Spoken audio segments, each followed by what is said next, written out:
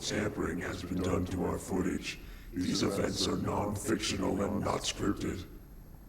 Believe what you will. I just kind of had an idea of a ghost show for like a really long time. His introduction point was, I'm Drew and I like ghosts. From as far back as Q1, I remember like he was always talking about ghosts and how he always wanted to go like ghost hunting. He kind of did a lot of ghost tracking, I guess you'd call it, before he came to school. It was always into ghost stories and stuff like that. And he came and pitched it to us, and we loved it. I loved the idea personally. I thought it was great, because I've always been into the same kind of thing. We should do something with ghosts, like perhaps maybe a TV show. You know, added more of our own input to it.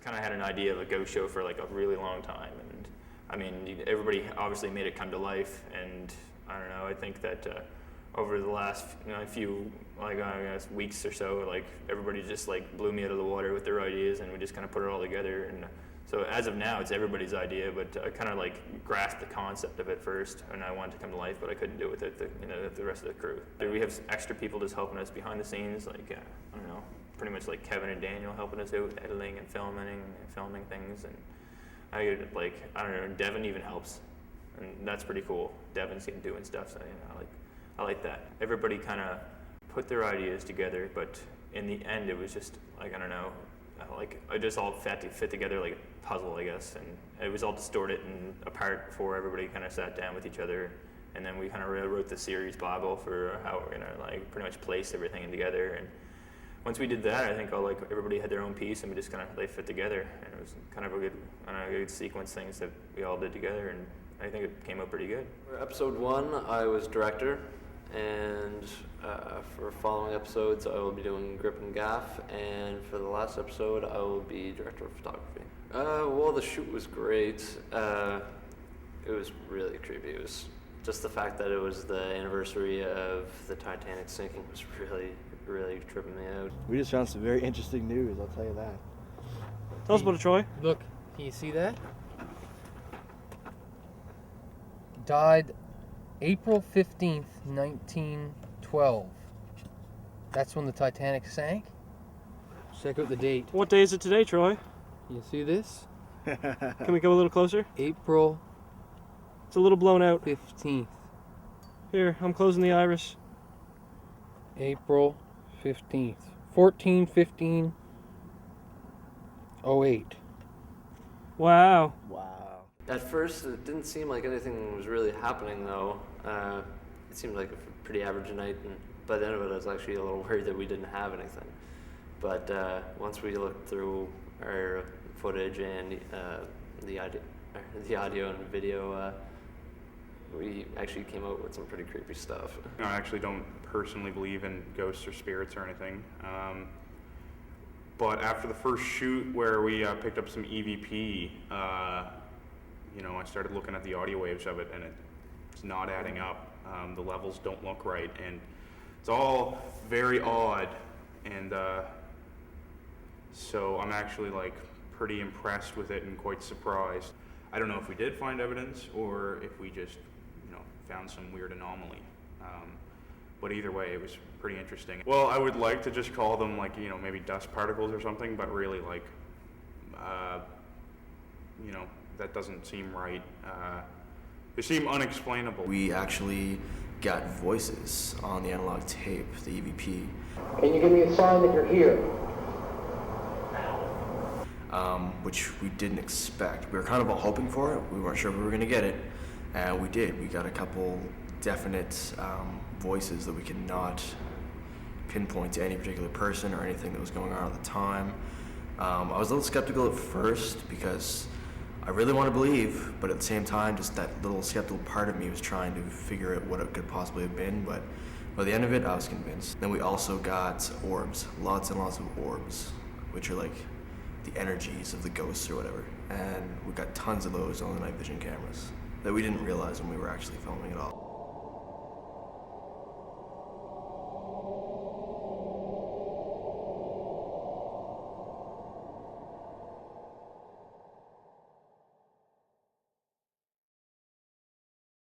I kind of had some creepy experiences. I don't know if they were really strictly ghost related or not, but I was kind of off snooping around by myself every now and then. We weren't actually filming in the graveyard, and I just got some really eerie feelings and really bad feelings. Like I got to this one particular area, which by coincidence happened to be the same area that we ended up getting a cold spot in later that night, which we did the Ouija board in.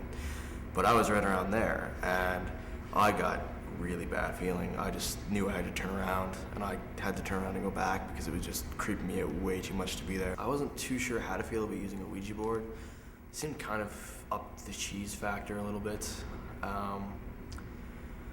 It turned out to be all right. It added a cool, different dimension to the show and added a different effect. It was pretty good.